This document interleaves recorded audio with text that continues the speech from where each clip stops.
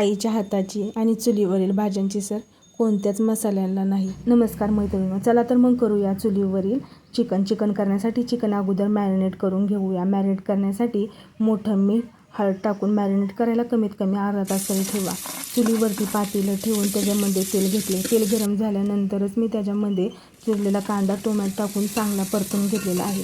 कांदा आणि टोमॅटो परतल्यानंतर त्याच्यामध्ये मॅरिनेट केलेलं चिकन टाकून चांगलं परतून घ्यायचं। जोपर्यंत चिकनला असा कलर येत नाही तोपर्यंत परतून घ्यायचे। चिकन परतल्यानंतर त्याच्यावरती झाकण ठेवून झाकणात पाणी ठेवा। पाण्याची जोपर्यंत वाफ येत नाही तोपर्यंत चिकनमध्ये पाणी टाकू नका। आता वाटण काढण्यासाठी खोबरं आणि कांदा चुलीमध्ये भाजून घेतला आहे। लसूण, आलं, कोथिंबीर, पांढरे तीळ, धने, 4 मिऱ्या आणि छोटासा दालचिनीचा तुकडा घेतलेला आहे। पाणी गरम झाले, चिकनमध्ये टाकून घ्या। तुम्हाला जसा रस्सा वाढवायचा आहे तसं पाणी तुम्ही ठेवू शकता। आता रस्सा करण्यासाठी मी वाटण वाटून घेतलेलं आहे। वाटण परतण्यासाठी वेगळ्या कढईमध्ये तेल घेतलं आहे। तेल घेऊन लाल मिरची पावडर, चिकन मसाला आणि थोडासा कांदा मसाला मी घेतलेला आहे। व्यवस्थित परतून घ्यायचं आहे। जास्त तेल गरम होऊन देऊ नका। जास्त तेल गरम असेल तर मसाले जळतील।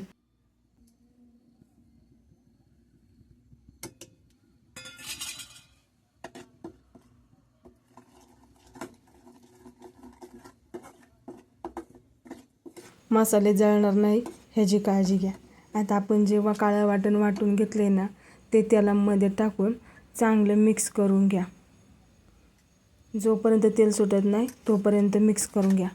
वाटणाला तेल सुटलं ना की तर्री देखील चांगली येते। त्यामुळं जोपर्यंत तेल सुटत नाही तोपर्यंत परतून घ्यायचं व्यवस्थित।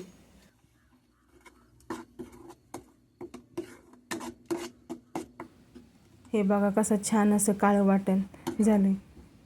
चुलीमध्ये खोबरा आणि कांदा भाजून घेतला ना की मस्त कलर येतो। त्याच्यामुळे चुलीमध्ये ना खोबरा आणि कांदा भाजून घ्या।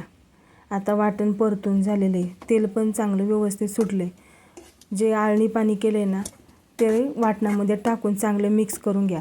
जेणेकरून रश्श्यात टाकताना ना त्याच्या गुठल्या बिटल्या झाल्या नाही पाहिजे, म्हणून जरा जास्त घ्या पाणी आणि चांगलं मिक्स करून पातळ करून घ्या आणि मग ते रश्श्यामध्ये टाका। तसं टाकू नका। वाटण आळणी पाण्यात टाकून चांगलं मिक्स करून घ्या आणि आपल्याला जसा रस्सा हवा आहे तसं त्याच्यात गरम करून पाणी टाका। गार पाणी टाकू नका। छान अशी कालवणाला बघा कशी मस्त उकळी आली आहे आणि कलर देखील चांगला आला आहे।